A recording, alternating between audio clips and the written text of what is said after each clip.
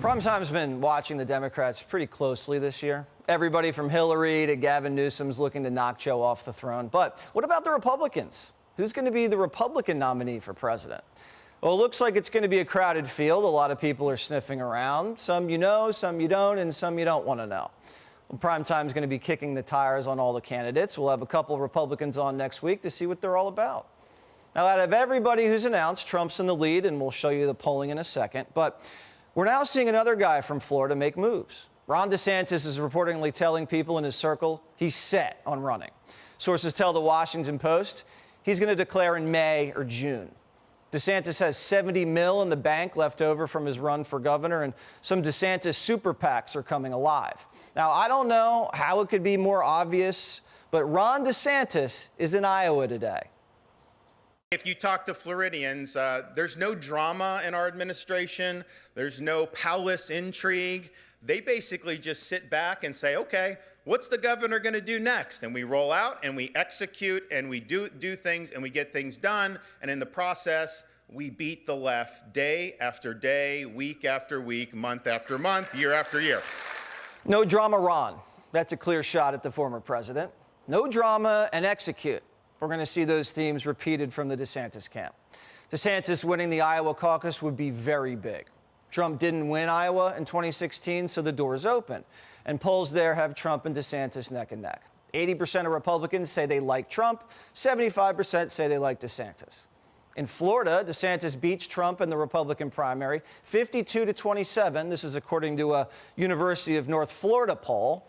I don't know. But when you zoom out nationwide, Trump's beating DeSantis 43-28, solid margin. An Emerson poll says Trump beats Biden, but Biden beats DeSantis. But all these polls are way too early. I think, both of these guys can beat Biden. Another clue DeSantis is running, he put a book out, and he's on a huge book tour. It's the move to visit all the primary states without having to officially announce. Obama did it, Hillary did it, Trump did it. DeSantis is doing it right now, and DeSantis has sold more books his first week than any of them. The book's good. I'm reading it. A lot of it's focused on his pandemic policies, anti-lockdown, anti-mandate, and his ferocious attacks on woke ideology. That's a big part of his image. We're also leading on ensuring that our school system is focusing on educating our kids, not indoctrinating our kids. It is wrong to tell a second grader that they were born in the wrong body. It is wrong to have gender ideology imposed in our schools. And in Florida, we don't let it happen. We have fought the fight, and we're going to do more. But DeSantis needs to promote his economic message, a message on wages, because the economy is always the top issue. And Trump's a businessman who had a great economy until COVID. So he needs to contrast his economic policies with Trump's. DeSantis has never been in the private sector, so Trump's going to hit him on that. The former president made his case at CPAC last week. I will save your economy. I will save your retirement accounts. And I will save your jobs. We had the greatest job history of any president ever. I will create a true national trade policy like the kind that made America the world's economic powerhouse. And I will stop Joe Biden's demolition of our economy with his crushing inflation and mass layoffs. We will take care of inflation very, very quickly. So we saw Trump at CPAC. DeSantis didn't go. And we also saw Trump in East Palestine, which made a big impression on a lot of people.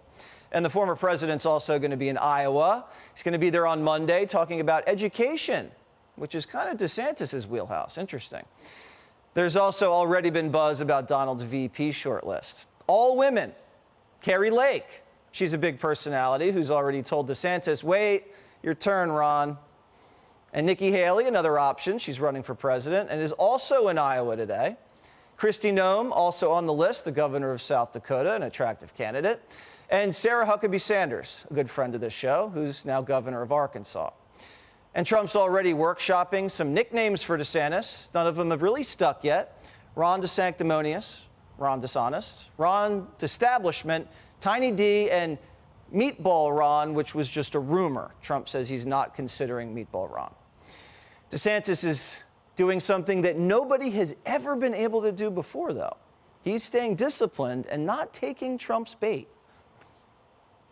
he used to say how great of a governor I was, and then I win a big victory, and all of a sudden, he had different opinions. And so you could take that for what it's worth. But, at the end of the day, I think one of the reasons I've been successful as governor is I don't really pay attention to a lot of the background noise. I mean, he's obviously a big fish, but I get attacked all the time from every different angle, and you either put points on the board or you don't. And so I just focus on delivering the wins, and I think we've done a pretty good job of following through on our promises. But you can't ignore Trump forever. Eventually, DeSantis is going to have to go face-to-face on the debate stage with him. And that's the moment that's going to define DeSantis. The first 30 minutes of the debate will tell us if DeSantis has a shot. If the Florida governor can land a big shot early in that debate, it's game on.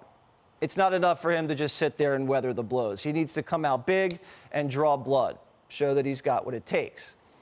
It's got to be real, too. It can't be prepackaged. And as usual, investigations are still swirling around the former president. He's got an election interference case in Georgia, but the forewoman is a giggly Wiccan, so that's discredited. You also have a special counsel investigation over the classified documents that's entirely political. Biden's got a special counsel investigation, too, so that can cancel out.